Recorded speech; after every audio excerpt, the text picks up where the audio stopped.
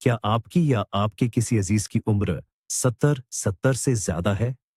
और क्या कभी डॉक्टर ने आपके कंधे पर थपथपा कर कहा कि 140 नास्त बीपी, ब्लड प्रेशर तो इस उम्र में नॉर्मल होता है?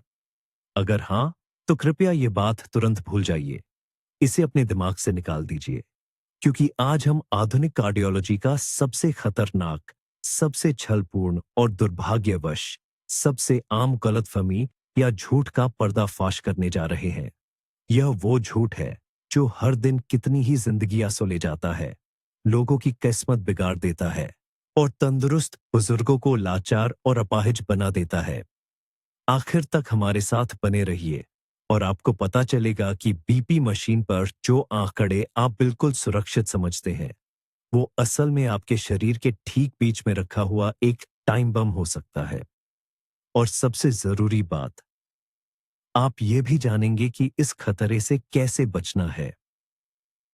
आखिर ये सोच आई कहां से कि बढ़ती उम्र के साथ बीपी का बढ़ना जरूरी है और 140 90 तो 70 साल के इंसान के लिए एक तरह से तोहफा है। इस गलतफहमी की जड़ें पिछले जमाने में है, 20वीं सदी 20th सेंचुरी के बीच की चिकित्सा पद्धति में। उन दिनों डॉक्टर्स के पास आज की तरह असरदार और सुरक्षित बीपी कंट्रोल करने वाली दवाइयों का भंडार नहीं था।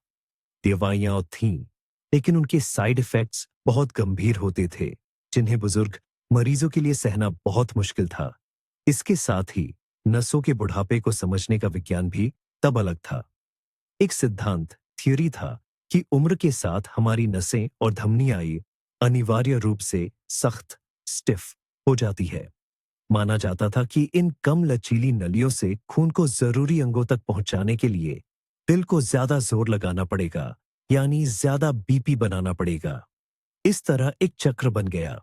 दवाइयों के साइड इफेक्ट्स के कारण बीपी कम करना खतरनाक लगता था और कम न करना पुरानी फिजियोलॉजी के हिसाब से तार्किक, लॉजिकल लगता था। बस इसी तरह स्वीकार योग्य या उम्र के हिसाब से सामान्य बीपी बढ़ने का यह विचार जन्मा। डॉक्टर्स उस वक्त दो बुराइयों में से छोटी बुराई चुन रहे थे, जैसा उन्हें लगा।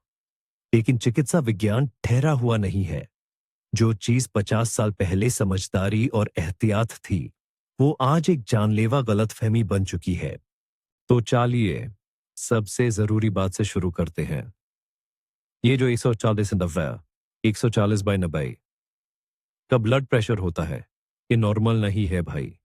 ना 70 साल की उम्र में, ना 80 में, ना ही 90 में। आजकल के जितने भी बड़े इंटरनेशनल, चाहे वो यूरोपियन होन, अमेरिकन होन या हमारे भारत के, सभी डॉक्टर्स और हेल्थ ऑर्गेनाइजेशंस की सलाह के मुताबिक इसे हाई ब्लड प्रेशर की पहली स्टेज माना जाता है, या सीधी भाषा में कहें तो ये हाइपरटेंशन है। ये एक सीधा साधा डायग्नोसिस है। ये एक बीमारी है। इसे नजरअंदाज नहीं किया जा सकता। इसे गौर से देखना पड़ता है और ज्यादातर मामलों में इसका इलाज जरूरी है। आप सोच कर देखिए, अगर आपको 37.5 डिग्री सेल्सियस या 99.5 डिग्री फ़ारेनहाइट बुखार हो, ये कोई बहुत ज्यादा 103 डिग्री का तेज बुखार नहीं है। आप काम पर भी जा सकते हैं, अपने रोज के काम कर सकते हैं, पर क्या आप इसे नॉर्मल कहेंगे? नहीं। आप समझ जाते हैं कि शरीर में कोई जलन, कोई सूजन या कोई गड़बड़ हो रही है। कुछ तो ठीक नहीं है। वही हाल इस दबाव का है। यह 140/90 कोई क्रिटिकल हाइपरटोनिक क्राइसिस नहीं है जिससे आप अभी बेहोश हो जाएंगे, लेकिन ये वही धीमा और छुपा हुआ नुकसान है जो अंदर ही अंदर आपकी नसों, ब्लड वेसल्स को खोखला करता जाता है। रोज ब रोज, महीने ब महीने, साल ब साल। इस बीमारी का सबसे बड़ा खतरा इसकी मासूमियत में छिपा है, यानी यह हनी रहित लगता है। आपको ये दबाव महसूस नहीं हो सकता है आपका सर ना दुखे, चक्कर ना आए, आंखों के सामने अंधेरा ना छाए। आप आम जिंदगी जीते रहते हैं, ये सोचकर कि मेरी उम्र में तो सबका इतना ही बीपी होता है, ये तो नॉर्मल है और इसी में सबसे बड़ी गलती हो जाती है। जब तक इंसान इस खतरनाक गलतफहमी में रहता है, बीमारी अपना काला काम करती रहती है। ये बिल्कुल दीमक की तरह है, जो आपके घर की बुनियादों को चुपके से खा जाती है। बाहर से सब कुछ मजबूत और ठीक लगता है, जब तक कि एक दिन अचानक छत आपके सर पर ना गिर जाए। हमारे मामले में ये छत का गिरना या तो स्ट्रोक, लकवा, हार्ट अटैक, दिल का दौरा या तिल और गुर्दे, किडनी की नाकामी बन जाता है। इसलिए सबसे पहला काम जो हमें करना है, वो है अपना नजरिया बदलना। बीमारी को नॉर्मल कहना बंद कीजिए। मान लीजिए कि 140-90 की यह संख्या एक समस्या है जिसे ठीक करना जरूरी है। यह उम्र की कोई मजबूरी नहीं है जिसके साथ आपको समझौता करना है। यही पहला और सबसे जरूरी कदम है आपकी सेहत की रक्षा और आपकी सक्रिय अच्छी जिंदगी को लंबा करने की तरफ। ये समझने के लिए कि बीपी का हल्का सा बढ़ना भी इतना नुकसानदायक क्यों होता है, चलिए एक पल के लिए अपनी रक्त वाहिकाओं, नसों की बनावट को समझते हैं। देखिए, हमारी धमनी, आर्टरी, सिर्फ एक सादी सी पाइप नहीं है। यह एक बहुत ही जटिल और जिंदा अंग है। इसकी अंदरूनी दीवार को एंडोथेलियम कहते हैं। यह रेशम की तरह चिकनी और नाजुक होती है। इसका काम बहुत बड़ा है। यह रक्त के बहाव को नियंत्रित करती है, थक्के, क्लॉट्स बनने से रोकती है और खून और शरीर के ऊतकों के बीच आदान प्रदान को संभालती है। अब आप कल्पना कीजिए कि इस इतनी नाजुक प्रणाली पर लगातार जरूरत से ज्यादा दबाव डालकर खून बह रहा है। ये उस 40-90 का दबाव क्या है? ये ऐसा है जैसे आप कोमल फूलों को आग बुझाने वाले तेज फव्वारे, फायर होज से पानी दे रहे हो। खून का ये लगातार ज्यादा दबाव एंडोथेलियम की दीवार पर वार करता है। यह उसे घायल करता है। उसमें बहुत छोटे छोटे दरारें, माइक्रोस्कोपिक क्रैक्स और चोटें पैदा करता है। शरीर तुरंत इन चोटों को मरम्मत करने की कोशिश करता है। कैसे? यह उस जगह पर एक मरम्मत टीम भेजता है जिसमें प्लेटलेट्स और बुरा कोलेस्ट्रॉल, एलडीएल होते हैं। यह टीम उन दरारों को प्लास्टर की तरह भर देती है और इसी से एथेरोस्क्लेरोटिक प्लाक यानी चर्बी का जमाव बनना शुरू होता है। शुरुआती चरण में यह जमाव धमनी को फटने से बचाता है, लेकिन समस्या यह है कि दबाव तो कम नहीं होता। यह लगातार दीवारों पर वार करता रहता है और नई नई चोटें पैदा करता रहता है।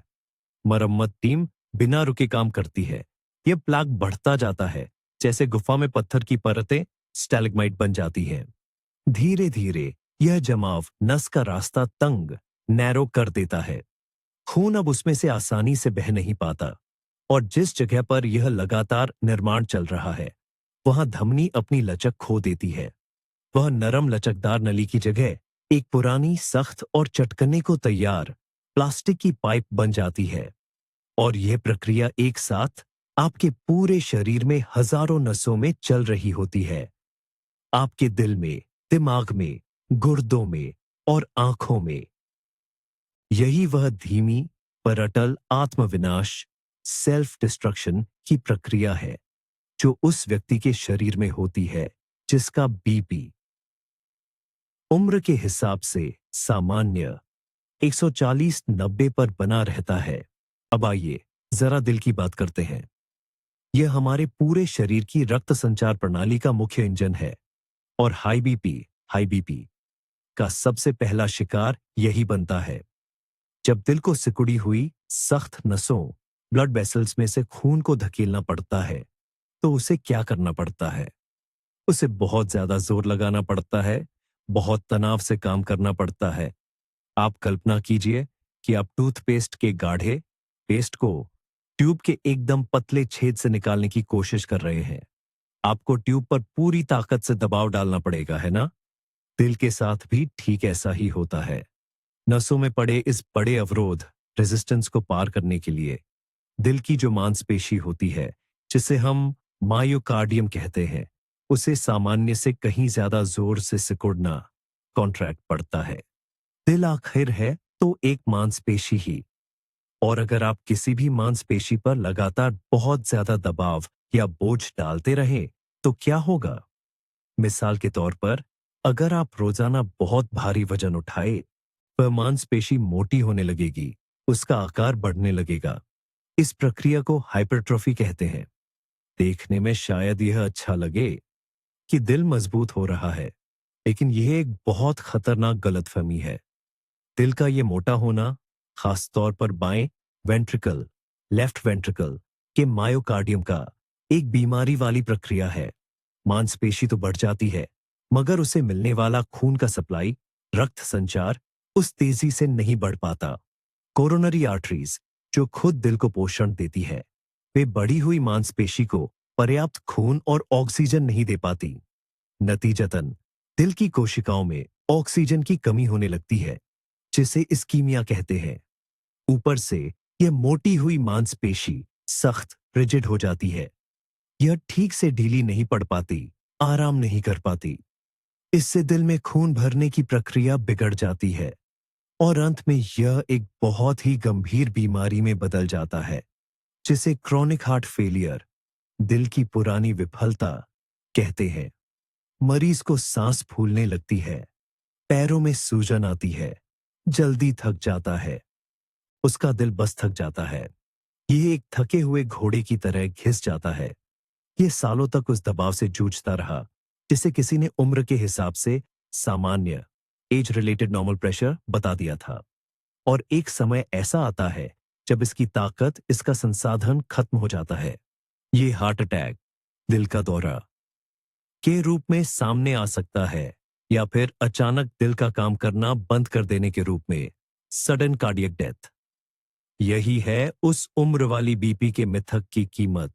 अगली चीज जिस पर ये हाई बीपी यानी कि रक्तचाप सबसे ज्यादा वॉर करता है, वो है हमारा दिमाग। दिमाग एक ऐसा अंग है जो काम करने के लिए बहुत ज्यादा शक्ति, एनर्जी इस्तेमाल करता है। वजन में ये पूरे शरीर का सिर्फ 2% होता है, लेकिन ये शरीर की 20% ऑक्सीजन और जरूरी पोषण अकेले इस्तेमाल कर लेता है। इसके लिए इसे नसों व वेसेल्स का एक एकदम साफ और बेहतरीन नेटवर्क चाहिए होता है, जो बहुत ही नाजुक, डेलिकेट होते हैं। लेकिन जब खून का दबाव, बीपी, लगातार 140-90 बना रहता है, तो ये इन नाजुक नसों के साथ क्या करता है? ठीक वही नुकसान होता है जो हमने पहले बताया था। दिमाग को खून पहुंचाने वाली धमनियों, आर्टरीज की दीवारें मोटी हो जाती हैं, अपनी लचक खो देती है और उनके अंदर चर्बी, एथेरोस्क्लेरोटिक प्लेक जमने के कारण रास्ता सिकुड़ जाता है। इस वजह से दिमागी खून के बहाव में हमेशा के लिए गड़बड़ी आ जाती है। दिमाग को लगातार ऑक्सीजन और ग्लूकोज की कमी महसूस होती है। इसके लक्षण क्या होते हैं? यस, शुरुआत में लक्षण ऐसे हो सकते हैं जिन्हें आसानी से समझा न जा सके, जैसे कि याददाश्त कमजोर हो जाना, किसी काम में मन न लगना, दिमागी काम करने पर जल्दी थकावट होना, कान में आवाज आना, रिंगिंग और चक्कर आना। ज्यादातर लोग इसे बुढ़ापा या थकान मानकर टाल देते हैं। ये नहीं सोचते कि ये उस बीपी की वजह से हो रहा है, जिसे वो नॉर्मल समझते हैं। धीरे धीरे आदमी की सोचने समझने की शक्ति कम होने लगती है। उसे सही शब्द नहीं मिलते, वो ताजी बातें भूल जाता है। इस हालात को डॉक्टरी भाषा में वैस्कुलर डिमेंशिया या आसान शब्दों में बुढ़ापे की कमजोरी और पागलपन कहते हैं। हाई बीपी इसकी सबसे बड़ी वजहों में से एक है, लेकिन ये सबसे खतरनाक नहीं है। सबसे बड़ी आफत जो हाई बीपी में दिमाग पर आती है, वो है लकवा, स्ट्रोक। लकवा दो तरह का होता है। पहला, इस्कीमिक स्ट्रोक। ये तब होता है जब दिमाग की किसी नस में जमी हुई चर्बी, प्लाक, फट जाती है। वहां खून का थक्का, क्लॉट, बन जाता है और खून का बहाव पूरी तरह रोक देता है। जिस हिस्से को खून नहीं मिलता, वो दिमाग का हिस्सा मर जाता है। दूसरा, हेमरेजिक स्ट्रोक। ये तब होता है जब हाई बीपी से कमजोर हो चुकी नस बीपी के अचानक बढ़ने पर फट जाती है। इससे दिमागी के अंदर खून बहने लगता है, जो दिमागी टिश्यू को दबाता और बर्बाद कर देता है। ये दोनों ही सूरतें एक भयानक तबाही है, जो एक झटके में इंसान को हमेशा के लिए बिस्तर से बांध सकती है। अपाहिज बना सकती है या उसकी जान ले सकती है। और इस आफत का खतरा कई गुना बढ़ जाता है जब आप 140-90 जैसे दबाव के साथ जीते हैं और उसे ठीक मानते हैं। High BP. हाई बीपी का इतना ही गंभीर हमला हमारे गुर्दों पर भी होता है। हमारे गुर्दे, किडनी, शरीर के लिए एक अद्भुत फिल्टर का काम करते हैं। हर मिनट बहुत सारा खून इनसे गुजरता है, जहां जहरीले तत्व और कचरा साफ होता है। ये मुश्किल काम लाखों छोटी छोटी गुर्दे की छन्नियों में होता है, जिन्हें असल में बारीक नसों, कैपिलरीज का जाल कह सकते हैं। अब जरा सोचिए, जब खून इन नाजुक पतली दीवारों वाली नसों में लगातार बढ़े हुए प्रेशर, दबाव से आता है, तो क्या होता है? यह जरूरत से ज्यादा दबाव गुर्दे के इन नाजुक फिल्टरों को अंदर से तोड़ना और कुचलना शुरू कर देता है। इन बारीक नसों की दीवारें मोटी हो जाती हैं और धीरे धीरे सख्त, घाव वाली चमड़ी, स्कार टिश्यू में बदल जाती है। इसे नेफ्रोस्क्लेरोसिस नेफ्रोस्क्लेरोसिस कहते हैं। धीरे धीरे एक के बाद एक ये छोटे फिल्टर खराब होते जाते हैं और काम करना बंद कर देते हैं। गुर्दे खून की सफाई का काम ठीक से नहीं कर पाते। जो जहरीले तत्व पेशाब के जरिए बाहर निकलने चाहिए थे, वे शरीर में जमा होने लगते हैं। इसी स्थिति को क्रॉनिक किडनी फेलियर यानी गुर्दे की लंबी बीमारी कहते हैं। पर सबसे बड़ी मुश्किल यह है कि यह नुकसान दिल और दिमाग की तरह ही बहुत धीरे और चुपचाप बढ़ता है। शुरुआती चरणों में मरीज को कुछ महसूस नहीं होता। जब पहली बार कमजोरी, थकान, सूजन या पेशाब के रंग में बदलाव जैसे लक्षण दिखते हैं, तब तक गुर्दे का एक बड़ा हिस्सा हमेशा के लिए खत्म हो चुका होता है।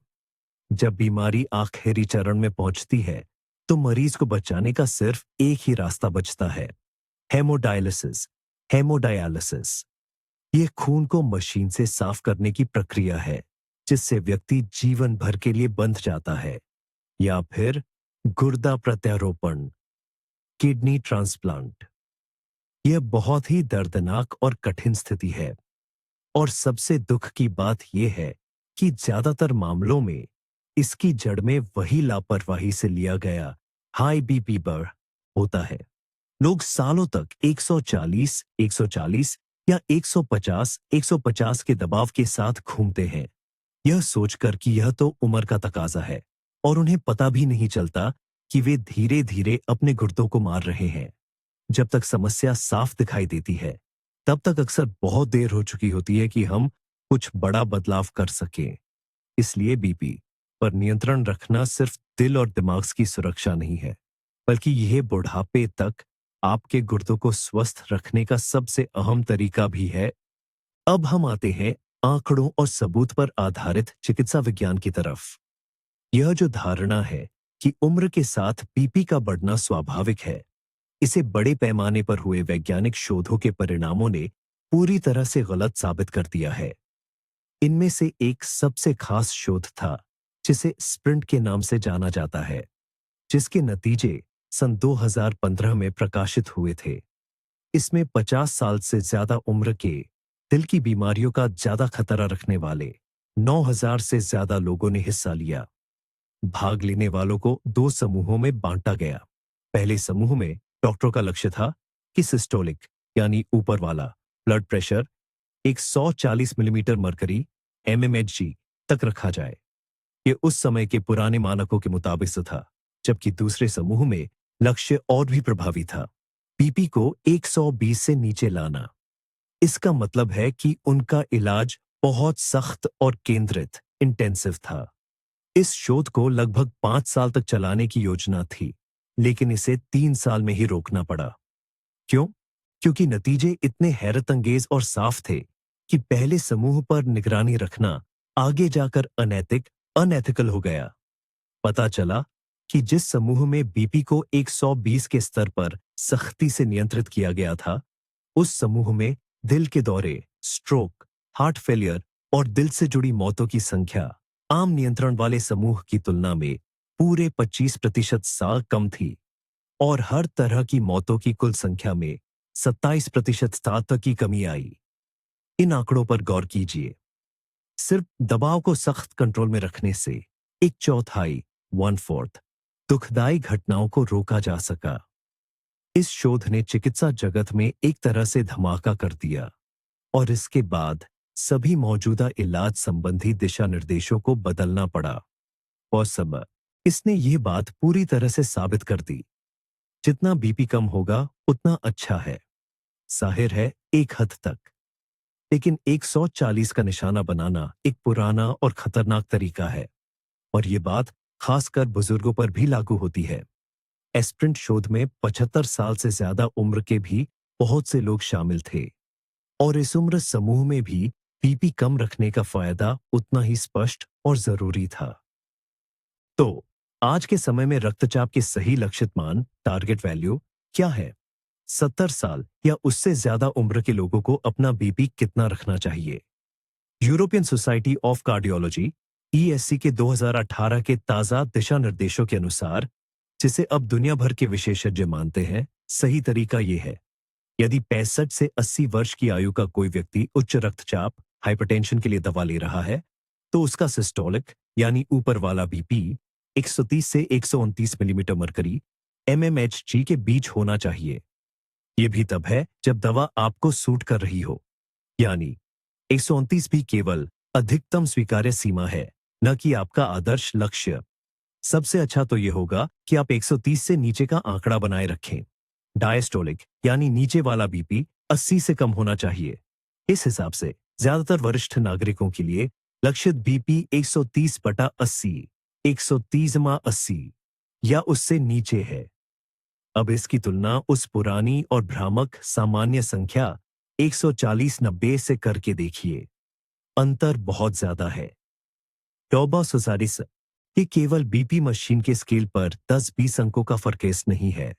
इस छोटे से अंतर से कई जानें बचती हैं, स्ट्रोक और हार्ट अटैक टलते हैं और आप कई साल तक सक्रिय और स्वस्थ जीवन जी सकते हैं।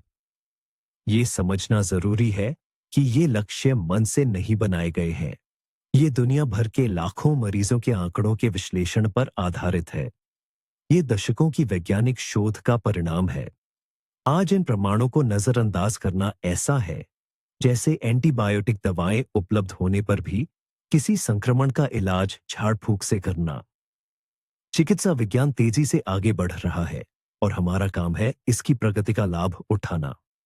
उच्च रक्तचाप के इलाज में आधुनिक कार्डियोलॉजी की सबसे बड़ी सीख यह है कि रक्तचाप में कोई भी सुरक्षित वृद्धि नहीं होती।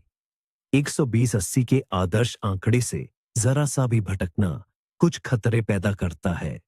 इसलिए डॉक्टर और मरीज दोनों का लक्ष्य ये होना चाहिए कि रक्तचाप को उस स्तर पर बनाए रखा जाए जो उस खास व्यक्ति के लिए सबसे कम आरामदायक और सुरक्षित हो।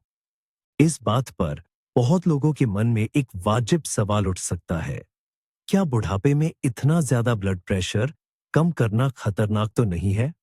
क्योंकि एक और भ्रम है जो पहले वाले से जुड़ा हुआ है कि अगर बुजुर्गों का प्रेशर बहुत कम कर दिया तो उनके दिमाग में खून की सप्लाई ठीक से नहीं होगी। इससे उन्हें चक्कर आएंगे, वो बेहोश हो जाएंगे और उन्हें भूलने की बीमारी यानी डिमेंशिया हो जाएगी। यह डर मरीजों के साथ साथ अफसोस की बात है कि कुछ पुराने ख्यालात वाले डॉक्टरों में भी बहुत गहरा है। इसे अनऑर्थोस्टैटिक हाइपोटेंशन का डर कहते हैं, यानी लेटने की मुद्रा से अचानक खड़े होने पर ब्लड प्रेशर का तेजी से गिर जाना। सचमुच दवाइयों का यह साइड इफेक्ट हो सकता है, खासकर जब इलाज शुरू हुआ हो या डोज सही से सेट न की गई हो। लेकिन स्प्रिंट जैसे बड़े और आधुनिक शोधों रिसर्च ने यह दिखाया है कि सही तरीके से इलाज करने पर ये खतरे बहुत कम होते हैं और प्रेशर कम करने के विशाल फायदे के सामने ये कुछ भी नहीं है। और स्प्रिंट रिसर्च में जहां प्रेशर को सख्ती से कंट्रोल किया गया, वहां बेहोश होने और गिरने के मामले थोड़े ज्यादा जरूर देखे गए थे। पर सबसे जरूरी बात यह है कि इन गिरने की वजह से हुई गंभीर चोटों की संख्या दोनों समूहों में बिल्कुल बराबर थी। जबकि हमें याद है, दिल के दौरे, इंफार्क्ट और स्ट्रोक पक्षाघात के मामले 1/4 यानी 25% कम हो गए थे। आप क्या चुनेंगे? जमीन पर गिरकर चोट लगने या हल्का नील पड़ने का एक काल्पनिक कम संभावना वाला खतरा, या फिर लकवा, पैरालिसिस मारने और अपाहिज हो जाने का एक बहुत बड़ा असली खतरा? जवाब साफ है ना? यह मुख्य बात है, समझदारी भरा तरीका या सही रणनीति। बुढ़ापे में ब्लड प्रेशर का इलाज करना एक कला है। डॉक्टर को बहुत ध्यान से इलाज शुरू करना चाहिए। कम खुराक, डोजा से शुरू करके धीरे धीरे इसे बढ़ाना चाहिए और मरीज की हालत पर लगातार नजर रखनी चाहिए। जरूरी है कि ऐसी आधुनिक दवाएं इस्तेमाल हों जो धीरे और लंबे समय तक काम करे, ताकि प्रेशर में अचानक उतार चढ़ाव न आए। पौडाविकरी मरीज को भी सुरक्षा के नियम सिखाने चाहिए। बिस्तर से धीरे धीरे उठना, अचानक कोई हरकत न करना। इस सही रणनीति के साथ 130/80 130/80 से नीचे का टारगेट प्रेशर हासिल करना ज्यादातर बुजुर्गों के लिए पूरी तरह सुरक्षित और जान बचाने जितना जरूरी है। लेकिन इतने पक्के वैज्ञानिक सबूतों के बावजूद भी यह भ्रम क्यों टिका हुआ है कि उम्र के हिसाब से बीपी नॉर्मल होता है? आज भी डॉक्टर क्यों कह देते हैं? शांति देवी जी, आप खुद सोचिए। आप 80 साल की हैं। 150 से 90 आपके लिए तो वर्किंग प्रेशर है। इसकी कई वजह हैं। पहली वजह है, जैसा कि हम पहले भी बात कर चुके हैं, सोच की जड़ता, इनर्शिया ऑफ थिंकिंग। जो डॉक्टर 30-40 साल पहले पा रहे थे, उन्होंने पुरानी बातें ही सीखी हैं। उन्हें अपनी आदतें बदलना या नया सीखना मुश्किल लगता है। वे पुराने तरीके से काम करने के आदी हैं और उन्हें लगता है कि यही सबसे सुरक्षित है। दूसरी वजह है समय की घोर कमी। सरकारी क्लिनिक में एक मरीज को सिर्फ 15 से 20 मिनट दिए जाते हैं।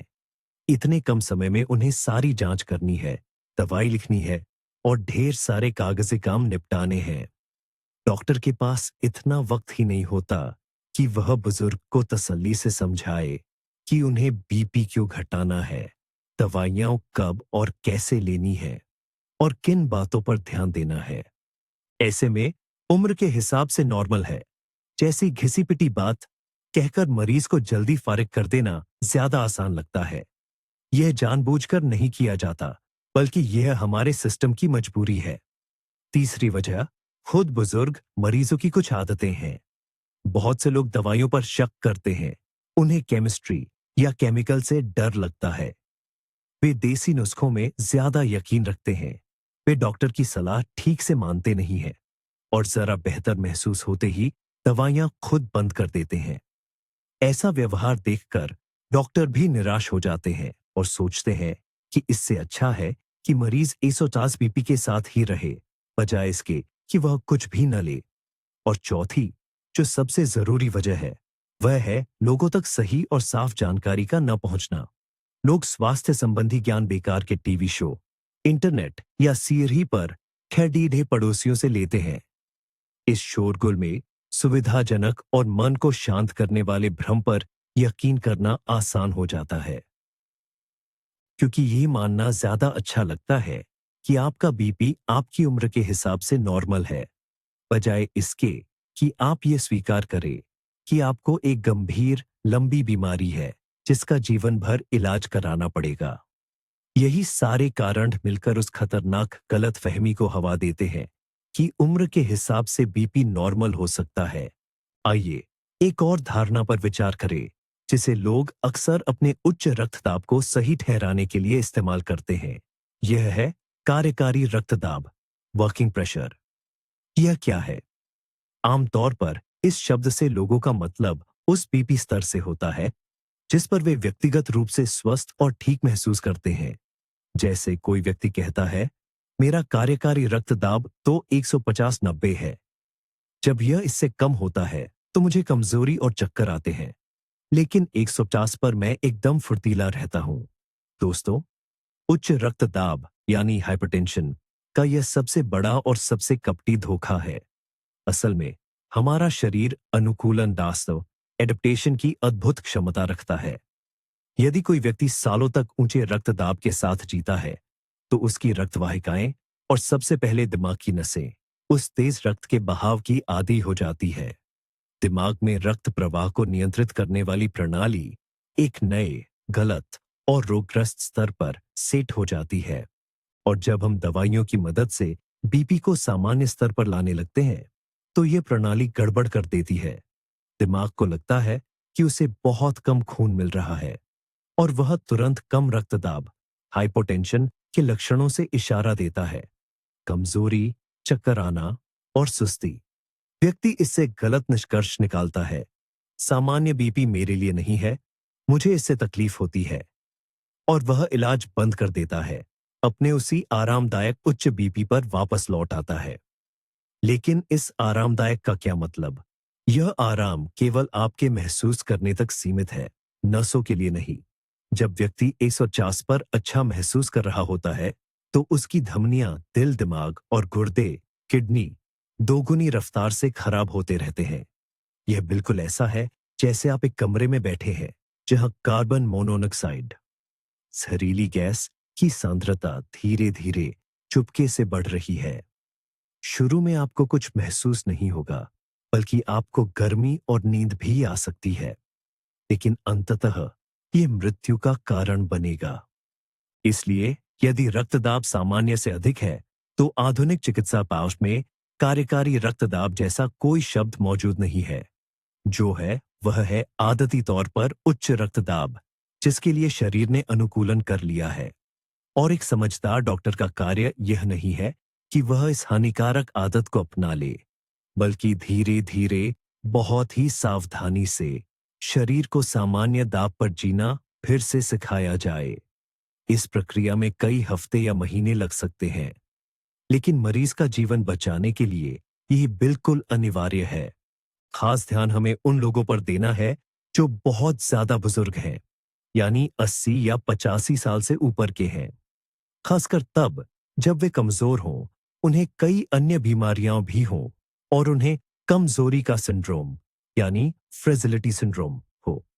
ऐसी स्थिति में उनका ब्लड प्रेशर कम करने का तरीका और भी ज्यादा सावधानी भरा और हर व्यक्ति के हिसाब से अलग होना चाहिए।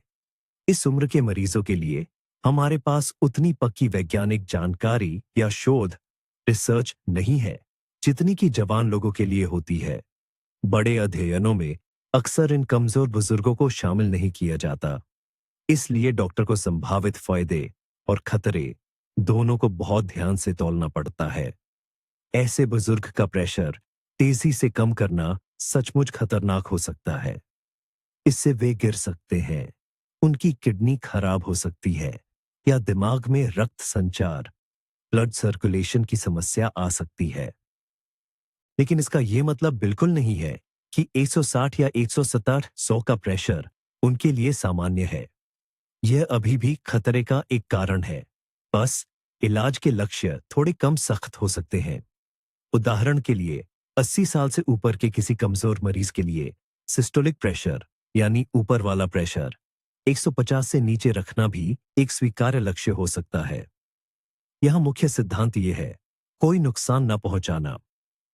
इलाज की शुरुआत एक ही दवा की सबसे कम खुराक से की जाती है। डॉक्टर खुराक को धीरे धीरे और सावधानी से बढ़ाते हैं और इस दौरान मरीज की सेहत और ब्लड प्रेशर पर लगातार नजर रखते हैं। केवल ब्लड प्रेशर मापने वाली मशीन के अंकों को ही नहीं देखना है, बल्कि व्यक्ति की समग्र स्थिति का आकलन करना जरूरी है, जैसे उनकी याददाश्त, कॉग्निटिव फंक्शन, स्वयं की देखभाल करने की क्षमता, और कहीं उन्हें चक्कर तो नहीं आ रहे हैं। हालांकि अगर कोई बुजुर्ग व्यक्ति 85 साल की उम्र में भी पूरी तरह स्वस्थ, सक्रिय है और उन्हें कोई गंभीर सह बीमारी नहीं है, तो उनके लिए वही नियम लागू होते हैं जो 70 साल वालों के लिए होते हैं। उनका लक्षित प्रेशर भी 130 से 129 के आसपास ही रहेगा। पासपोर्ट में लिखी उम्र मुख्य पैमाना नहीं है। जैविक उम्र, बायोलॉजिकल एज, और सेहत की समग्र स्थिति कहीं ज्यादा महत्वपूर्ण है। लेकिन किसी भी स्थिति में 140-90 का आंकड़ा न तो वांछित लक्ष्य है और न ही सामान्य माना जाता है। ज्यादा से ज्यादा बहुत कमजोर मरीजों के लिए यह स्वीकार्य स्तर की ऊपरी सीमा हो सकती है, लेकिन यह किसी भी तरह से अच्छे स्वास्थ्य का संकेत नहीं है। आइए बात करते हैं कि बीपी, रक्तचाप को सही तरीके से नापना कितना जरूरी है।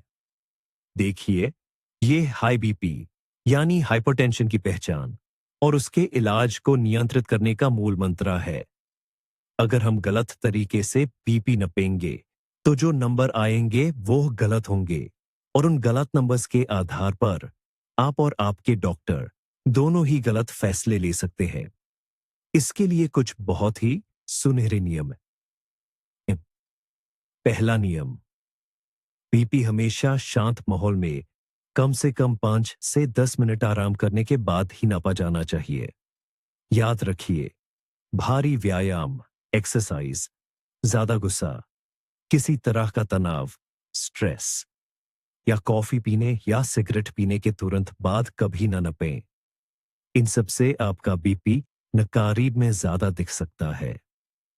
दूसरा नियम, आराम से सीधा होकर बैठिए। कुर्सी की पीठ, बैकरेस्ट का सहारा लीजिए। पैर सीधे जमीन पर रखें, उनको क्रॉस न करें। जिस हाथ में बीपी नाप रहे हैं वो हाथ टेबल पर रखा होना चाहिए और आपके दिल के लेवल पर होना चाहिए। तीसरा नियम, कफ मशीन का पीटीता को हमेशा नंगे बाजू पर लगाएं, कब्दों के ऊपर नहीं। ये कोहनी के मोड़ से तो या 3 सेंटीमीटर ऊपर होना चाहिए। कफ का साइजे आपकी बाजू के हिसाब से होना बहुत जरूरी है। अगर पीटता बहुत छोटा होगा तो रीडिंग ज्यादा आएगी और अगर बहुत बड़ा होगा तो रीडिंग कम दिखेगी। चौथा नियम, जब बीपी नापा जा रहा हो उस समय ना तो बिल्कुल बात करें और ना ही हिलें डुलें। पांचवा नियम, आपको 1 या 2 मिनट के अंतराल पर 2 या 3 बार बीपी नपना चाहिए और फिर उनका औसत, एवरेज निकालकर उसको लिखना चाहिए। छठा नियम, बीपी नियमित रूप से नपना चाहिए। सुबह उठने के बाद और रात को सोने से पहले दिन में 2 बार नपना सबसे अच्छा है और एक बीपी डायरी बनाना बहुत जरूरी है। देखिए, बहुत से लोगों का बीपी डॉक्टर के कैबिन में जाते ही व्हाइट कोट हाइपरटेंशन, डॉक्टर को देखकर बीपी बढ़ जाना के क्रम बढ़ जाता है।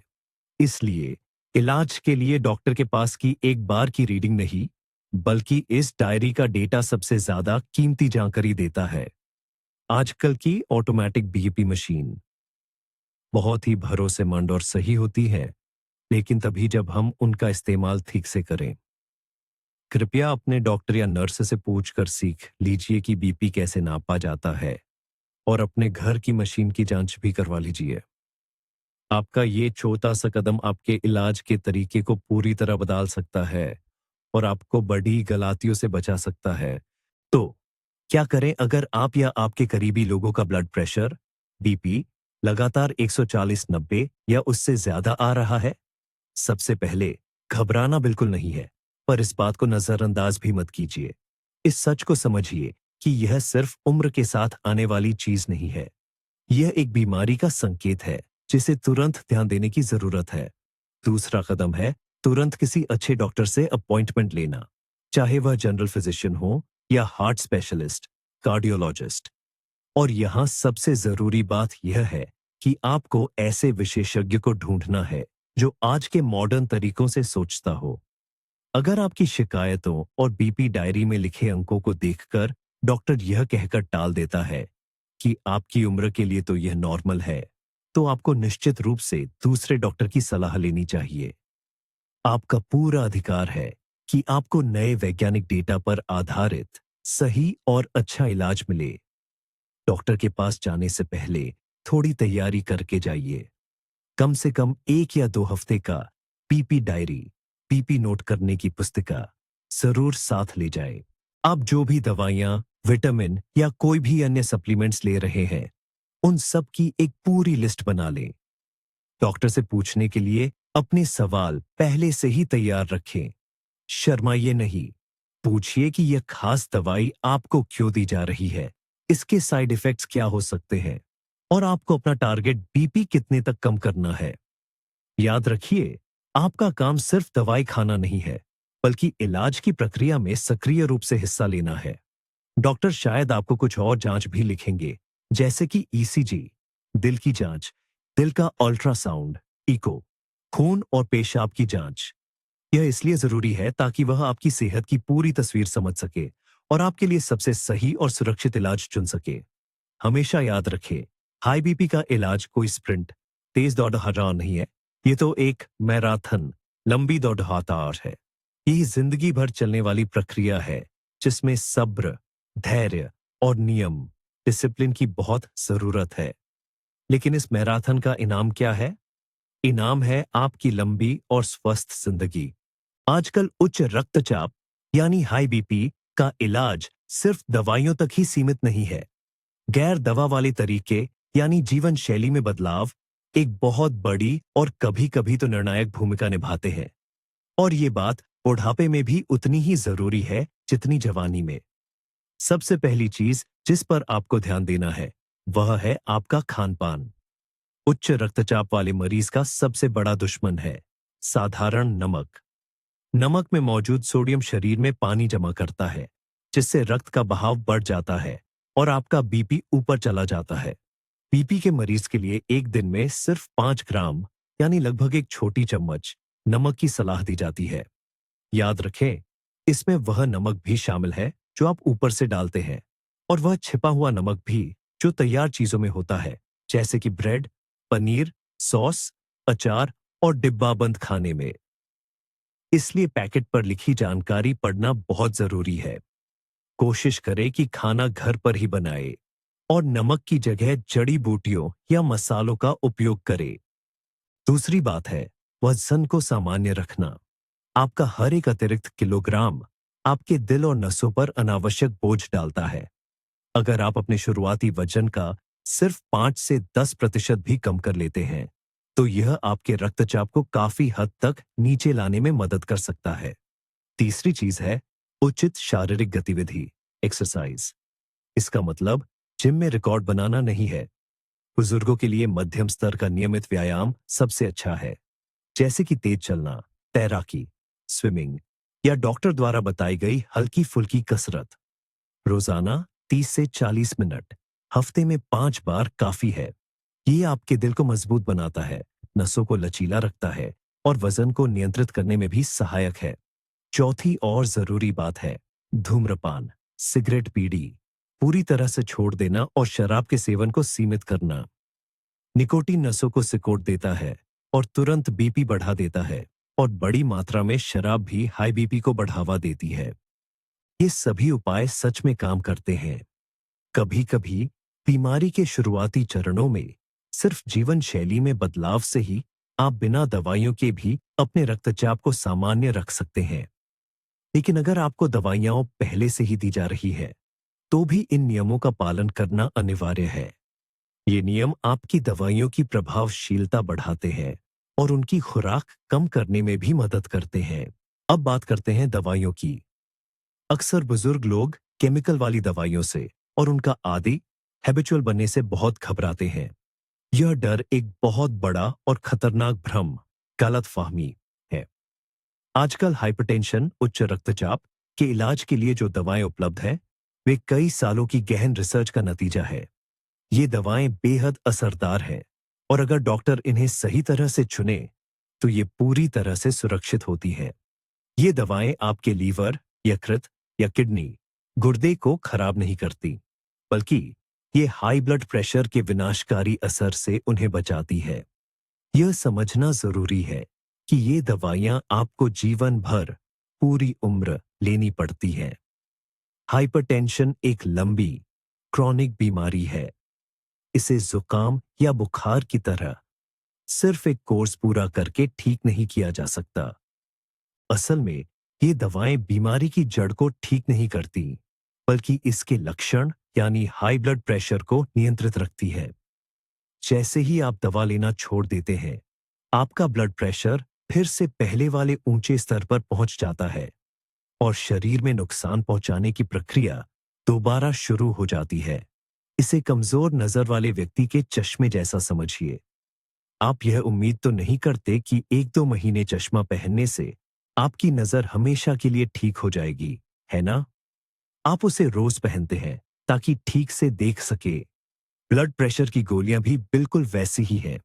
आप इन्हें हर दिन लेते हैं ताकि प्रेशर सामान्य बना रहे और आपकी नसें, रक्त वाहिकाएं सुरक्षित रहे।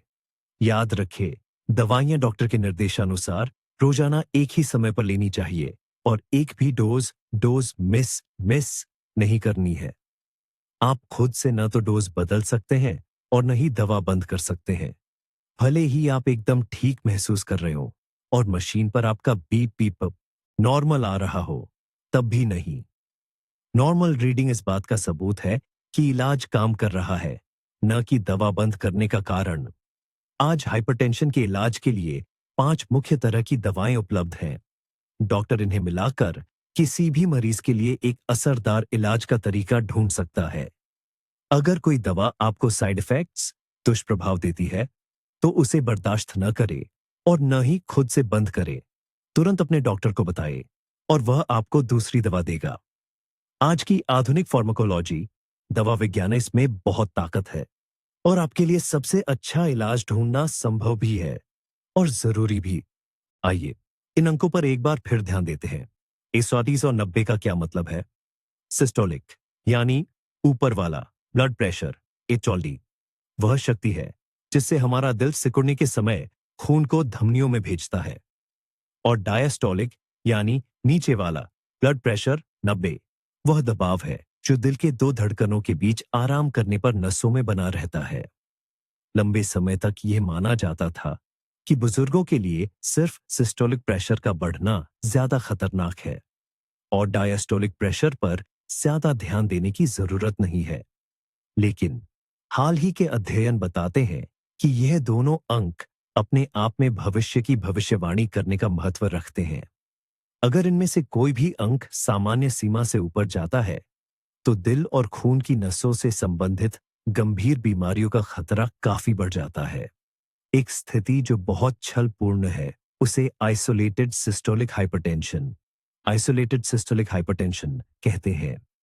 इसमें ऊपर वाला दबाव बहुत ज्यादा होता है, जैसे 160, लेकिन नीचे वाला दबाव सामान्य रहता है, जैसे 80।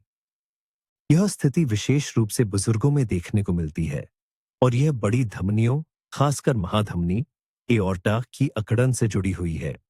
पहले लोग इसे बढ़ती उम्र का एक अनिवार्य लक्षण मानकर अक्सर नजरअंदाज कर देते थे, लेकिन आज हम जानते हैं कि आइसोलेटेड सिस्टोलिक हाइपरटेंशन स्ट्रोक, पक्षाघात और हार्ट अटैक, दिल का दौरा, का एक बहुत बड़ा संकेतक है। इसे सामान्य हाई ब्लड प्रेशर की तरह ही सक्रिय उपचार की जरूरत है। इसलिए जब आप ब्लड प्रेशर मशीन पर देखते हैं, तो दोनों अंक जरूरी हैं। अगर इनमें से कोई भी अपने निश्चित लक्ष्य 130/80 से ज्यादा है, तो यह चिंता का विषय है और डॉक्टर से सलाह लेना बहुत आवश्यक है। खुद को यह कहकर तसल्ली न दे कि कोई बात नहीं, कम से कम नीचे वाला दबाव तो ठीक है। ये सोच गलत है। यही एक टाइम बम की तरह है जो तब भी चल रहा होता है जब उसकी एक सुई टूट गई हो। आपकी नसें और दिल की प्रणाली एक है और उस पर आघात दोनों तरफ से पड़ता है, दिल के सिकुड़ने के समय भी और आराम के समय भी।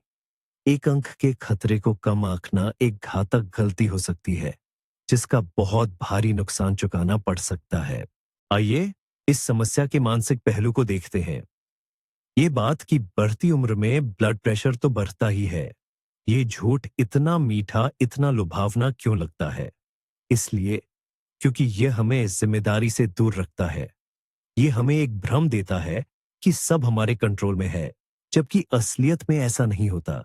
ये सच्चाई स्वीकार करना कि आपको एक लंबी और गंभीर बीमारी है, जिसे जीवन भर काबू में रखना पड़ेगा, अपनी आदतें बदलनी पड़ेंगी, ये बहुत मुश्किल काम है। इसके लिए हिम्मत, अनुशासन, डिसिप्लिन और कड़ी मेहनत चाहिए। इससे कहीं ज्यादा आसान है यह मान लेना कि ये सब तो बुढ़ापे की वजह से हो रहा है और हम कुछ नहीं कर सकते। किस्मत को कौन टाल सकता है? जितनी सांसें लिखी है, उतनी ही झेंगे। ऐसी किस्मतवादी बातें हमारे बद्धे बुजुर्गों में बहुत आम है। ये सब चिंताजनक सच्चाई से बचने का एक मानसिक कवच है, लेकिन इस कवच की कीमत बहुत भारी पड़ी रहती है। यह हमें कर्म करने से रोक देता है। आदमी ब्लड प्रेशर चेक करना छोड़ डीएच देता है, क्योंकि माप कर क्यों दुखी होना। वो दवाइयां लेना बंद कर देता है, क्योंकि वैसे भी क्या फायदा होगा। वह अपनी पुरानी खान पान की आदतें और सुस्त जीवन शैली नहीं छोड़ पाता, क्योंकि अब इस उम्र में क्या बदलेंगे। यह रास्ता कहीं नहीं जाता। यह सीधा लकवे, स्ट्रोक, दिल के दौरे, हार्ट अटैक और लाचार बुढ़ापे की तरफ ले जाता है। इसलिए हाई ब्लड प्रेशर से लड़ाई असल में अपने डर, अपनी गलत फहमियों और अपने आलस से लड़ाई है। यह अपनी सोच बदलने की बात है। ये अपने स्वास्थ्य की जिम्मेदारी खुद लेने की बात है। आपको खुद अपने स्वास्थ्य का मुख्य प्रबंधक बनना होगा। डॉक्टर तो केवल आपके सलाहकार, आपके सहायक हैं, लेकिन असली काम आपको खुद करना है। रोजाना ब्लड प्रेशर मापना, नियमित रूप से दवाइयां लेना, सही खान पान और शारीरिक गतिविधि, यह सब आपके हाथ में है। और जब आप अपनी डायरी में 125 पर 75 के स्थिर आंकड़े देखेंगे, तो आपको कमजोरी नहीं, बल्कि खुद पर गर्व और आने वाले कल के लिए भरोसा महसूस होगा। आपको यह समझ आ जाएगा कि आप बीमारी को नियंत्रित कर रहे हैं, न कि बीमारी आपको। आइए 70 साल के एक ऐसे बुजुर्ग व्यक्ति के भविष्य के 2 संभावित परिदृश्यों की कल्पना करते हैं, जिनका रक्तचाप बीपी 140/90 रहता है। पहला परिदृश्य, उम्र का सामान्य हिस्सा। यह व्यक्ति इस भ्रम, मिथक में विश्वास करता है कि यह उम्र के साथ होना सामान्य है। वह अनियमित रूप से बीपी मापता है, लगातार दवाइयां नहीं लेता और सोचता है कि हल्का चक्कर आना या कानों में शोर होना सिर्फ बुढ़ापे की निशानी है। वह अपनी पुरानी आदतों के अनुसार ही जीवन जीता रहता है। आगे क्या होगा? 1, 2, शायद 5 साल तक उनकी रक्त नसें, ब्लड वेसल्स धीरे धीरे कमजोर होती रहेंगी। पहले उन्हें महसूस होगा कि वह जल्दी थकने लगे हैं और तीसरी मंजिल तक चढ़ने पर उनकी सांस फूलने लगती है। फिर उनकी याददाश्त कमजोर होगी और ध्यान केंद्रित करना, कॉन्सेंट्रेट, मुश्किल हो जाएगा। फिर एक अचानक दिन, किसी तनाव या शारीरिक परिश्रम के बाद उनका बीपी उछलकर 200 तक पहुंच जाएगा। एम्बुलेंस आएगी, अस्पताल में जांच होगी और निदान होगा हाइपरटोनिक संकट। डॉक्टर उन्हें ठीक करेंगे, गंभीर स्थिति को नियंत्रित करेंगे और घर भेज देंगे। लेकिन मुख्य समस्या तो अनसुलझी ही रह गई और कुछ समय बाद, हो सकता है रात में या सुबह सुबह, कोई बड़ी विपत्ति आ जाएगी। इस्कीमिक स्ट्रोक, शरीर के दाहिने हिस्से का लकवा, पैरालिसिस, बोलने में दिक्कत, आगे का जीवन हर घूंट पानी और हर हरकत के लिए संघर्ष बन जाएगा। वह पूरी तरह से अपने प्रियजनों पर निर्भर हो जाएंगे। उनका सक्रिय जीवन समाप्त हो जाएगा। दूसरा परिदृश्य, समझदारी का रास्ता। यह व्यक्ति जानता है कि 140/90 रक्तचाप एक बीमारी है। वह डॉक्टर के पास जाता है, अपनी पूरी जांच करवाता है और डॉक्टर उनकी जीवन शैली और जरूरत के हिसाब से थेरेपी तय करते हैं। वह एक अच्छी बीपी मशीन खरीदता है और रोजाना एक डायरी बनाता है। वह अपनी खान-पान की आदतें बदलता है और ज्यादा चलना फिरना शुरू करता है। वह हर दिन 1 या 2 छोटी सी गोली लेता है। उनका रक्तचाप नियमित रूप से 130/80 के स्तर पर स्थिर रहता है। आगे क्या होगा? वह अपना सक्रिय जीवन जीना जारी रखते हैं। वह पोते पोतियों के साथ घूमते हैं, दोस्तों से मिलते हैं और किताबें पढ़ते हैं। उनके मस्तिष्क, ब्रेन को पर्याप्त रक्त प्रवाह मिलता रहता है और उनकी याददाश्त और सोचने समझने की शक्ति बरकरार रहती है। उनके दिल और गुर्दे, किडनीज, बिना किसी ज्यादा बोझ के अपना काम ठीक से करते हैं। हाँ, उन्हें एक पुरानी बीमारी है, लेकिन यह पूरी तरह से उनके नियंत्रण में है। वह और 10, 15 या 20 साल तक एक बेहतरीन, गुणवत्तापूर्ण जीवन जिएंगे। इन दोनों परिदृश्यों के बीच का अंतर सिर्फ ज्ञान और एक छोटा सा रोजाना किया जाने वाला काम है। क्या यह एक खतरनाक भ्रम छोड़ने के लायक नहीं है? परिवार और रिश्तेदारों की भूमिका बहुत जरूरी है। अगर आपके घर में बुजुर्ग माता पिता या दादा दादी, नाना नानी हैं, तो उनके ब्लड प्रेशर, बीपी को नियंत्रित, कंट्रोल करने में आपका साथ देना निर्णायक हो सकता है। अक्सर यह देखा गया है कि बुजुर्ग लोग थोड़े जिद्दी हो जाते हैं। वे डॉक्टर्स पर भरोसा नहीं करते और दवाई लेना भूल जाते हैं। आपका काम उन्हें डांटना या उपदेश लेक्चर देना नहीं है, बल्कि उनका सहायक सपोर्टर बनना है। उन्हें इस समस्या को समझने में मदद करें। यह वीडियो उनके साथ मिलकर देखें। उन्हें आसान शब्दों में समझाइए कि बीपी कंट्रोल में रखना इतना जरूरी क्यों है। उनके लिए एक सुविधाजनक ऑटोमेटिक बीपी चेक करने वाली मशीन टोनामीटर खरीदे और उन्हें इसका उपयोग करना सिखाए। उनका बीपी डायरी मेंटेन करने में मदद करें। आप इसे एक खेल या एक नियमित रिवाज रिचुअल की तरह बना सकते हैं। यह देखें कि वे डॉक्टर द्वारा बताई गई दवाइयां समय पर लें। इसके लिए सप्ताह के दिनों के हिसाब से बनी हुई खाने वाली स्पेशल डिब्बियां टैबलेट ऑन ऑर्गेनाइजर बहुत उपयोगी होती है। उन्हें जीवन शैली में बदलाव लाने में भी मदद करें। उनके लिए कम नमक वाला खाना बनाइए और उन्हें साथ में सैर करने के लिए बुलाइए। डॉक्टर के पास जाते समय उनके साथ जाइए और डॉक्टर से उनके सवाल पूछें जिनसे वे परेशान हैं। आपका समर्थन और सहभागिता एक बहुत ही शक्तिशाली कारक फैक्टर है, जो आपके प्रियजनों को सलाह मानने और लंबा जीवन जीने में मदद करेगा। अक्सर बुजुर्ग व्यक्ति बीमारी से लड़ते हुए अकेला महसूस करता है। जब वो देखते हैं कि आपको उनकी परवाह है, कि आप उनकी देखभाल कर रहे हैं, तो यह उन्हें हिम्मत और प्रेरणा मोटिवेशन देता है। उनकी सेहत से जुड़ी शिकायतों को नजरअंदाज इग्नोर न करें और सबसे महत्वपूर्ण बात, उम्र के हिसाब से नॉर्मल बीपी वाली गलत धारणा मिथ का समर्थन न करें। पमाइंदा, अगर आप अपनी माँ या दादी से सुनते हैं कि अंधा डॉक्टर ने कहा 140 तो इस उम्र में चलता है, तो इस बात से सहमत न होइए। प्यार से लेकिन निश्चित रूप से समझाइए कि चिकित्सा विज्ञान मेडिसिन आगे बढ़ रहा है और आज मानक स्टैंडर्ड्स बदल चुके हैं। हो सकता है कि आपकी समय पर दी गई सही और समझदारी वाली सलाह आपके सबसे प्यारे व्यक्ति की जान बचा ले। चलिए अब जरा पैसों की बात करते हैं। बहुत से लोग, खासकर बुजुर्ग और रिटायर्ड लोग, इलाज करवाने से मना कर देते हैं क्योंकि उन्हें लगता है कि दवाइयां बहुत महंगी हैं।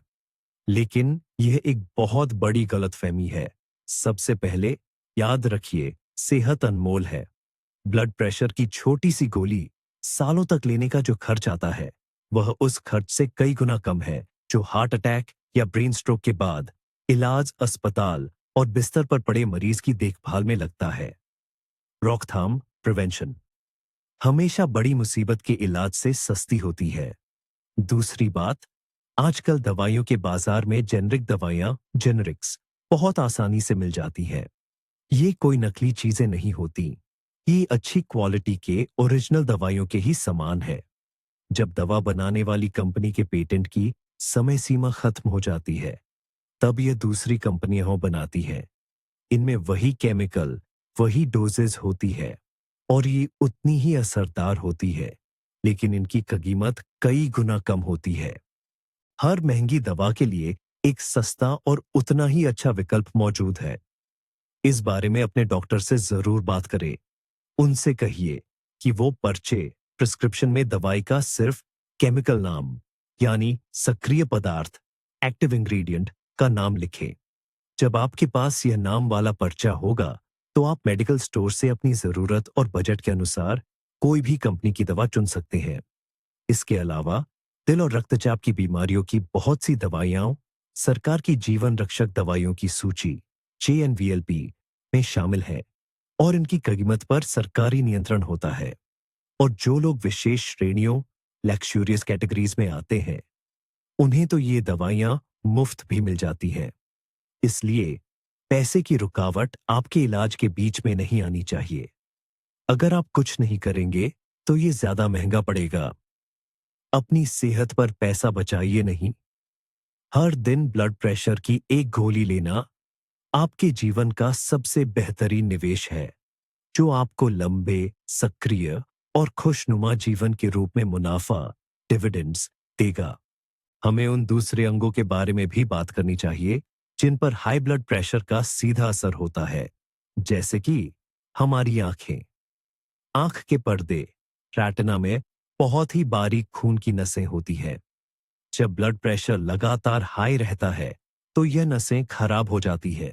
इससे नसें फूल जाती हैं या खून निकल सकता है और ऑप्टिक नर्व, आंख की नस में सूजन आ जाती है। इस हालत को हाइपरटेंसिव रेटिनोपैथी कहते हैं।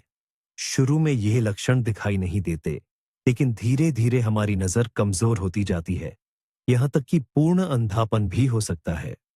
इसीलिए हाई बीपी के मरीजों के लिए यह बहुत जरूरी है कि वे नियमित रूप से आंख के डॉक्टर से अपनी जांच कराएं। डॉक्टर जब आंख के पर्दे की जांच करते हैं तो वह आपकी नसों की मौजूदा हालत देख सकते हैं। एक और जगह जहां ब्लड प्रेशर का निशाना लगता है वह है हमारे हाथ पैर की धमनियां, खासकर पैर की नसें। हाई प्रेशर और नसों में चर्बी जमने, एथेरोस्क्लेरोसिस की वजह से इन नसों का रास्ता तंग हो जाता है। इससे पैर की मांसपेशियों में खून ठीक से नहीं पहुंचता। इसका नतीजा होता है रुक रुक कर लंगड़ाने की समस्या। जब आप चलते हैं तो पिंडलियों की मांसपेशियों में बहुत तेज दर्द होता है, जिसके कारण आपको मजबूरन रुकना पड़ जाता है। बहुत गंभीर मामलों में ये पैर के सड्डज जाने, गैंग्रीन और आखिरी उपाय के रूप में पैर काटने, एम्पुटेशन की नौबत भी ला सकता है। तो इस तरह देखें तो हाई ब्लड प्रेशर सिर्फ एक बीमारी नहीं है, ये पूरे शरीर को नुकसान पहुंचाने वाला रोग है। यह सिर्फ किसी एक अंग पर हमला नहीं करता, यह सर से लेकर पैर तक शरीर की पूरी खून की नसों के ढांचे को तोड़ देता है। शरीर का कोई भी अंग या टिश्यू नहीं है जिसको कम खून मिलने या लगातार ज्यादा दबाव से नुकसान न पहुंचता हो। इसलिए जब आप अपना बीपी नियंत्रित करते हैं तो आप सिर्फ दिल और दिमाग को स्ट्रोक और हार्ट अटैक से नहीं बचा रहे हैं, आप अपनी आंखों की रोशनी, अपनी किडनी और अपने पैरों को भी बचाते हैं। आप अपने पूरे शरीर की सुरक्षा कर रहे हैं। यह एक संपूर्ण सुरक्षा है जो आपको लंबे समय तक अच्छा स्वास्थ्य और बेहतर जीवन देती है।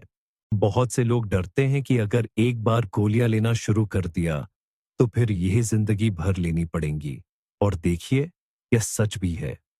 लेकिन इसमें डरने की क्या बात है? लाखों लोग हैं जिन्हें शुगर, डायबिटीज है और वो सारी जिंदगी इंसुलिन या शुगर कंट्रोल करने वाली गोलियां लेते हैं।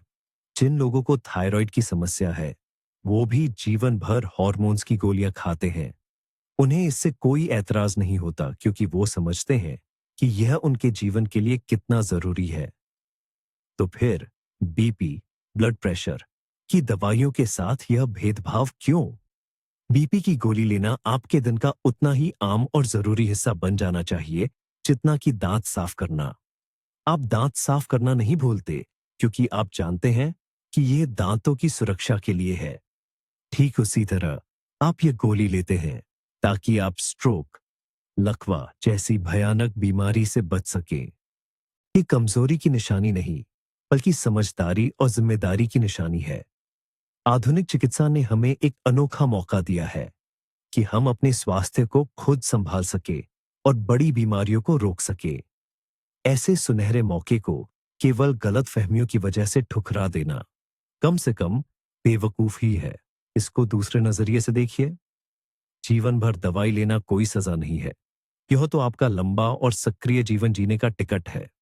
ये वो छोटी सी कीमत है जो आपको इस मौके के लिए चुकानी पड़ती है कि आप अपने पोते पोती और परपोते परपोती को बड़ा होता देख सके, सफर कर सके, अपने पसंद के शौक पूरे कर सके और हर नए दिन का आनंद ले सके। क्या दिन भर में सिर्फ एक या दो गोली इतनी बड़ी खुशी के लिए बहुत ज्यादा कीमत है? अपने इलाज के प्रति अपना नजरिया बदलिए।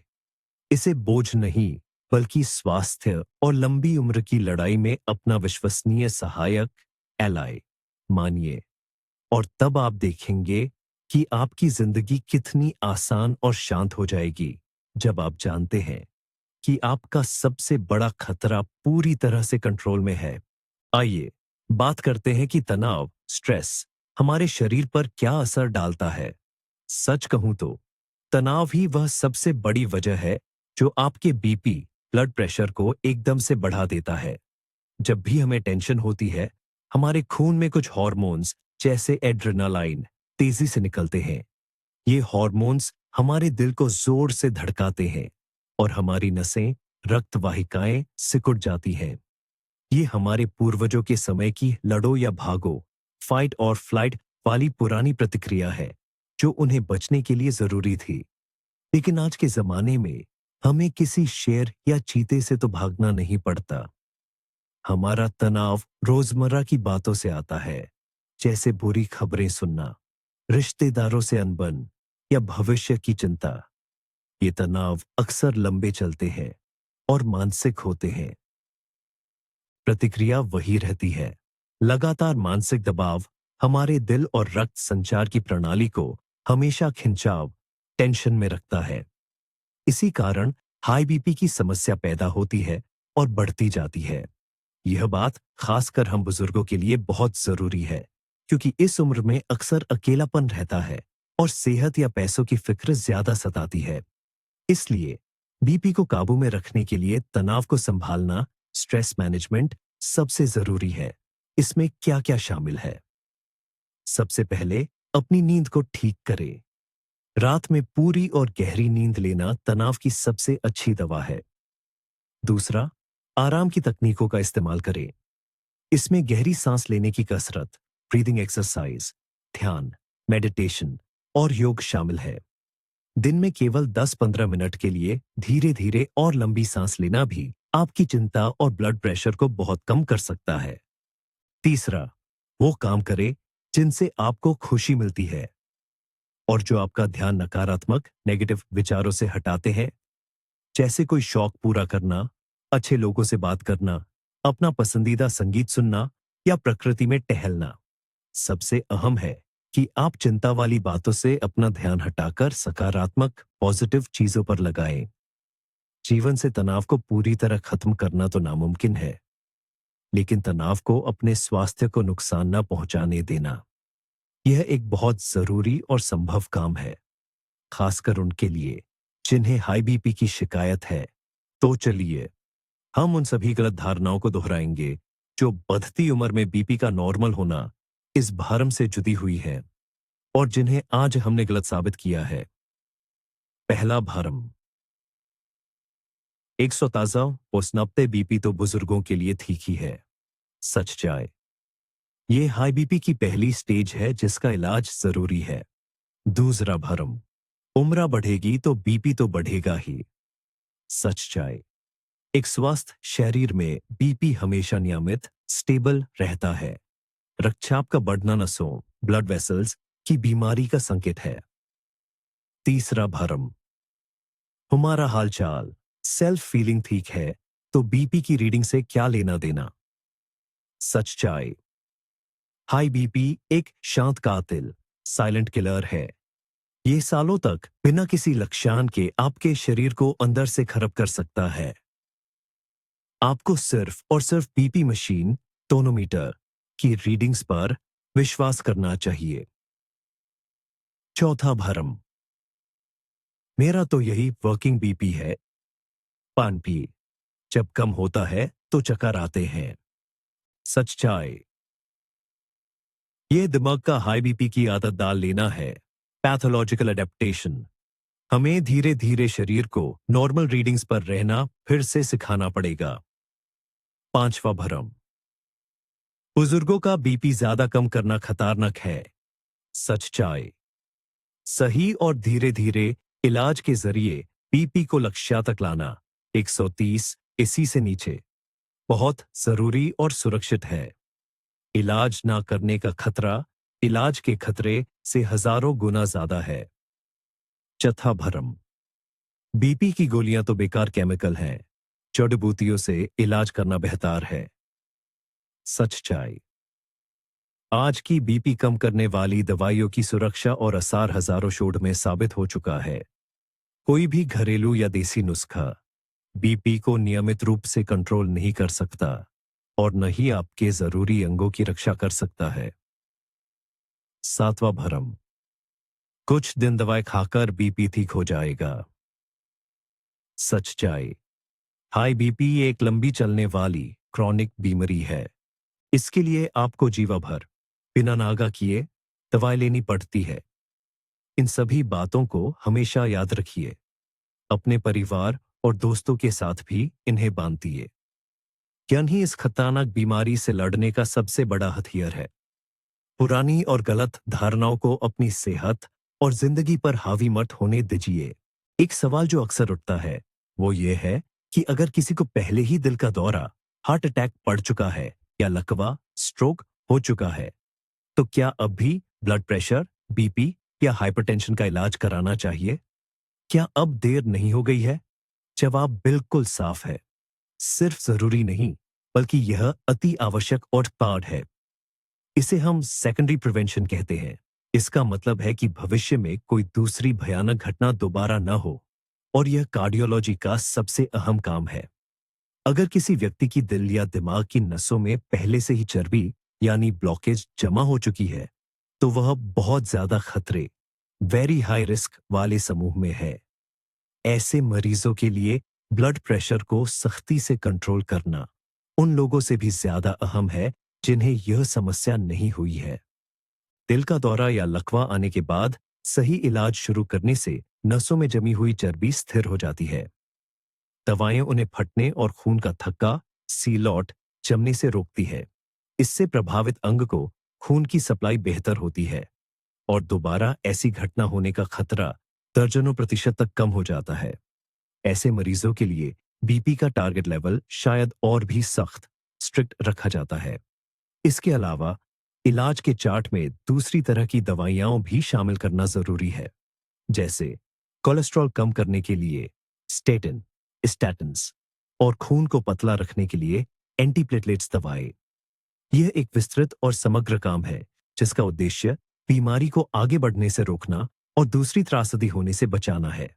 इसलिए अगर आपको या आपके किसी करीबी को यह समस्या हुई है, तो हाथ पर हाथ धरकर बैठना नहीं है, बल्कि ये सबसे बड़ी प्रेरणा होनी चाहिए कि आप अपनी सेहत को पूरी गंभीरता से संभाल लें। दिल का दौरा या लकवा पड़ने के बाद आपकी जिंदगी सीधे तौर पर इस बात पर निर्भर करती है कि आप कितनी सावधानी से अपना बीपी नियंत्रित करते हैं और डॉक्टर की सभी सलाह मानते हैं। यह आपका दूसरा मौका है और इसे बिल्कुल भी गंवाना नहीं चाहिए। चलिए, एक और आम गलती पर ध्यान देते हैं।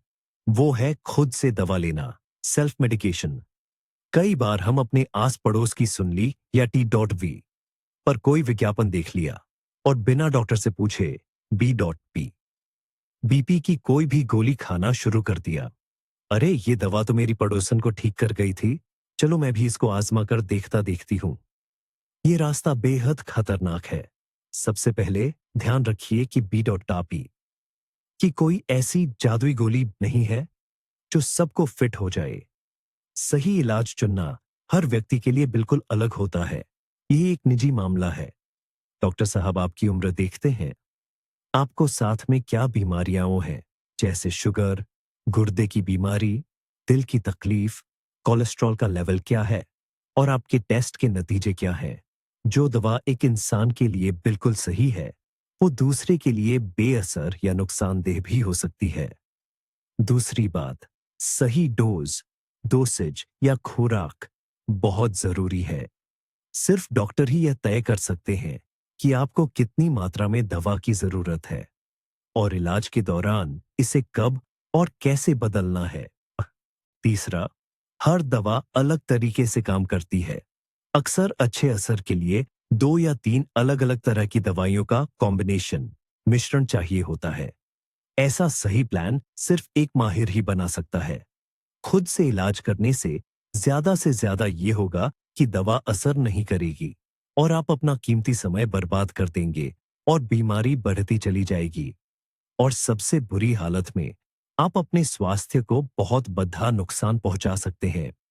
मिसाल के तौर पर, अगर आपको गुर्दे या दिल की कोई खास बीमारी है, तो कुछ B.P की गोलियां उसके लिए बिल्कुल मना होती हैं। उनको लेने से गंभीर समस्याएं हो सकती हैं। इसलिए हमेशा याद रखिए, B.P के इलाज के लिए सिर्फ और सिर्फ आपके इलाज करने वाले डॉक्टर की सलाह ही आखिरी होनी चाहिए। अपने आप में डॉक्टर मत बनिए और असक्षम लोगों की सलाह पर भरोसा मत कीजिए। आपका स्वास्थ्य, हेल्थ इतनी बड़ी दौलत है कि इस पर ऐसे खतरनाक तजुर्बे नहीं करने चाहिए। एक बहुत जरूरी पहलू जिस पर ध्यान देना आवश्यक है, वह है हाई बीपी, हाइपरटेंशन और शुगर, मधुमेह का एक साथ होना। यह एक जानलेवा और खतरनाक जोड़ी है। ये कॉम्बिनेशन दिल की बीमारियों और हृदय संबंधी जटिलताओं का जोखिम कई गुना बढ़ा देता है। शुगर और बीपी दोनों एक ही चीज को निशाना बनाते हैं, आपकी रक्त नलिकाओं, रक्त वाहिकाओं को। शुगर रक्त नलिकाओं की अंदरूनी दीवार को क्षति पहुंचाती है, जिससे वह कोलेस्ट्रॉल के लिए कमजोर हो जाती है। और हाई बीपी इस प्रक्रिया को और तेज कर देता है, जिससे कोलेस्ट्रॉल की गांठें, एथेरोस्क्लेरोटिक प्लेक, तेजी से बढ़ने लगती है। ये दोनों मिलकर दो साथी चोरों की तरह काम करते हैं, जो दोगुनी रफ्तार से आपके शरीर को नुकसान पहुंचाते हैं। इसलिए जिन मरीजों को शुगर है, उनके लिए ब्लड प्रेशर को कंट्रोल में रखना सबसे ज्यादा महत्वपूर्ण है। उनके लिए टारगेट, लक्ष्य और भी सख्त होता है। अगर किसी आम बुजुर्ग व्यक्ति के लिए 135/85, 135/86 का बीपी ठीक ठाक माना जा सकता है, तो शुगर के मरीज के लिए यह आंकड़ा बहुत ज्यादा है। उनके लिए लक्ष्य 130/80, 130/80 या उससे कम होना चाहिए। और आदर्श रूप से अगर शरीर इसे आसानी से सहन कर लेता है, तो इसे और भी कम रखना चाहिए। इसके अलावा शुगर के मरीजों के हाई बीपी के इलाज के लिए कुछ खास तरह की दवाइयां, जैसे ईसी इनहिबिटर और साराटिन, बेहतर मानी जाती है। ये दवाइयां सिर्फ बीपी ही नहीं घटाती, बल्कि किडनी, गुर्दों को भी अतिरिक्त सुरक्षा देती है, क्योंकि शुगर की वजह से किडनी पर सबसे पहले असर पड़ता है। अगर आपको या आपके किसी करीबी को हाई बीपी और शुगर दोनों है, तो आपको यह समझना होगा कि आप अति उच्च खतरे, एक्सट्रीमली हाई रिस्क वाली श्रेणी में हैं।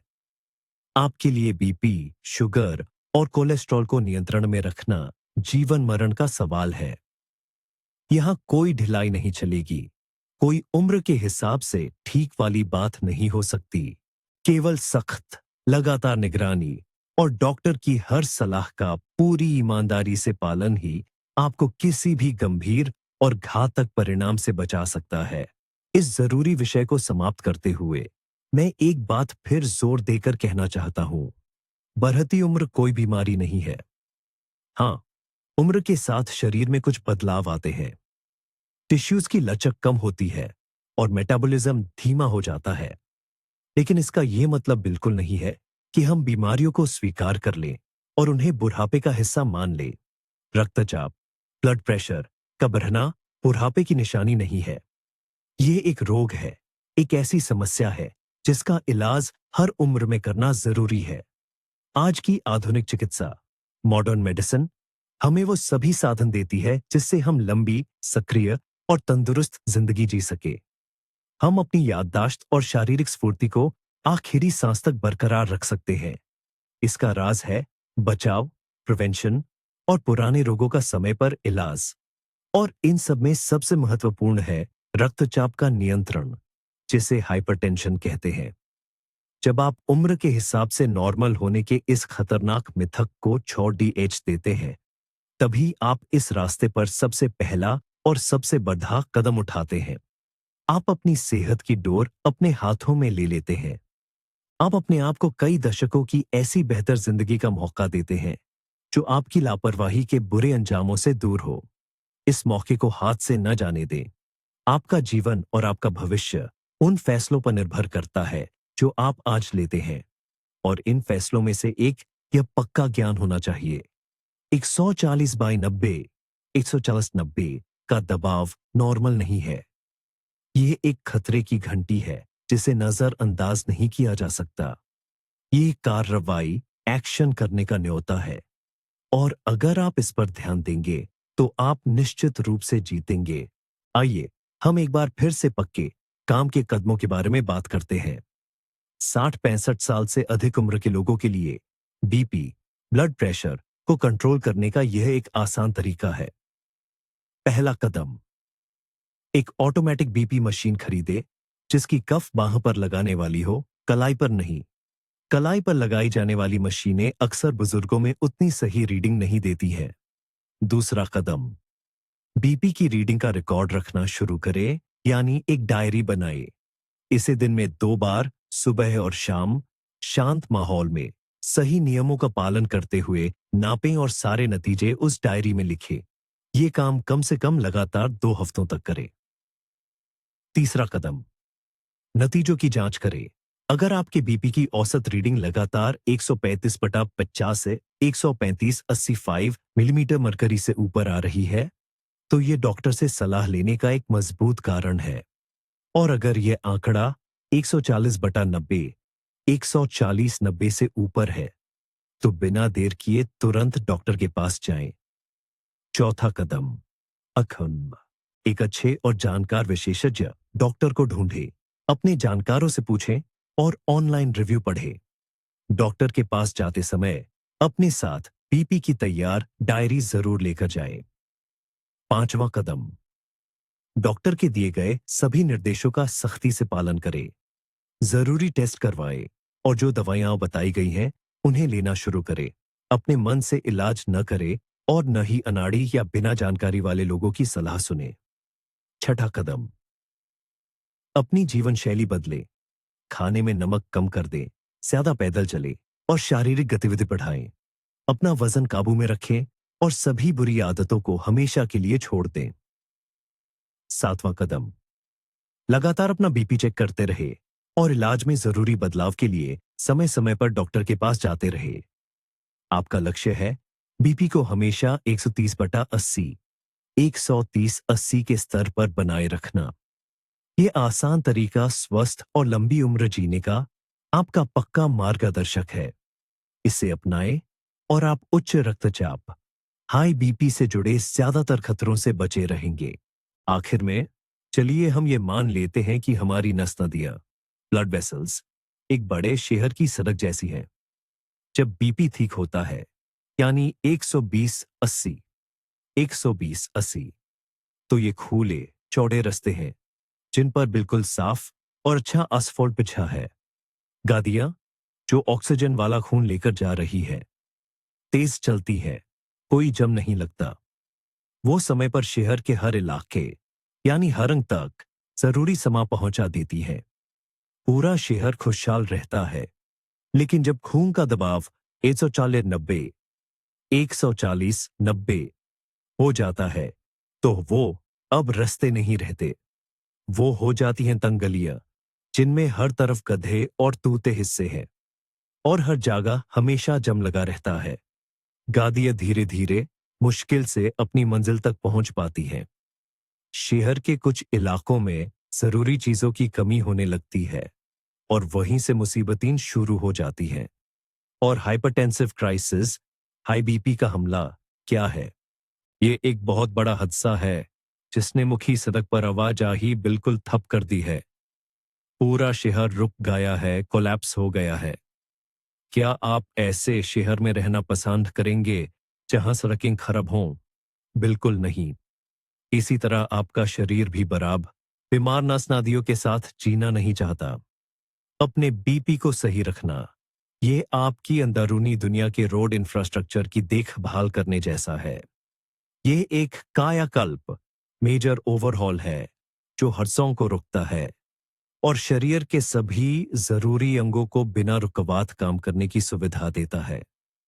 अपनी अंदर की सदाकों को जुंगली या अटकाव भारे रास्ते मत बने दीजिए। उन्हें हमेशा बेहतरीन हालत में रखिए और आपका ये शरीर शेहार लंबे लंबे सालों तक आपकी सच्ची सेवा करता रहेगा। हो सकता है ये चित्र आपको बेहतर तरह से समझने में मदद करे कि 140/90 के दबाव से लड़ना डॉक्टर्स की कोई जीत नहीं है, बल्कि आपकी अच्छी सेहत और लंबी उम्र के लिए ये एक बहुत जरूरी आवश्यकता है। तो चलिए अब इस चर्चा को खत्म करते हैं। आज हमने मिलकर चिकित्सा जगत के एक सबसे खतरनाक और गहरे बैठे हुए भ्रम को तोड़ दिया है। अब आपको ये बात पक्की तरह से पता है कि 70, 80 या 90 साल की उम्र में भी यदि आपका बीपी यानी रक्तचाप 140/90, 140/90 है, तो यह उम्र के हिसाब से सामान्य नहीं है। ये एक बीमारी है जिसे हम उच्च रक्तचाप या हाइपरटेंशन कहते हैं। ये एक खामोश मगर बेरहम हत्यारा है जो साल दर साल आपकी नसों को खराब करता है, दिल को कमजोर करता है, दिमाग तक पोषण पहुंचने से रोकता है और आपकी किडनीज को जहर देता है। हमने यह समझा कि आधुनिक वैज्ञानिक प्रमाण और डॉक्टर की सलाह साफ साफ कहती है ज्यादातर बुजुर्गों के लिए सुरक्षित और सही लक्ष्य 130/80, 130/80 से नीचे का बीपी होना चाहिए और इस लक्ष्य तक पहुंचना बिल्कुल संभव है। बस सही इलाज और जीवन शैली में बदलाव की जरूरत है। पुरानी गलत फहमियों और झूठे आराम के एहसास को अपनी सक्रिय और खुशहाल जिंदगी के साल चुराने मत दीजिए। आपकी सेहत आपके अपने हाथों में है। जो इशारे आपका शरीर दे रहा है उन्हें नजरअंदाज न करें। रोजाना अपना बीपी मापिए, एक डायरी बनाइए और लंबी उम्र की इस लड़ाई में अपने डॉक्टर का सक्रिय सहयोगी बनिए। इस जरूरी वीडियो को अंत तक देखने के लिए आपका बहुत बहुत धन्यवाद। यदि आपको यह जानकारी फायदेमंद लगी हो तो कृपया लाइक करें और हमारे चैनल को सब्सक्राइब करें ताकि आप हमारे अगले मेडिकल भ्रमों के खुलासे को मिस न करें। और हाँ, इस वीडियो को अपने माता पिता, दादा दादी और नाना नानी के साथ जरूर शेयर करें। हो सकता है इससे उनकी जान बच जाए। और अब आपके लिए एक सवाल, क्या आपने या आपके अपनों ने कभी बीपी की उम्र के हिसाब से सामान्य होने वाली इस गलतफहमी का सामना किया है? आपके डॉक्टर ने आपको क्या सलाह दी थी? अपनी कहानी कमेंट्स में साझा करें। आइए मिलकर इस पर बात करें। आपका अनुभव दूसरों के लिए बहुत कीमती हो सकता है।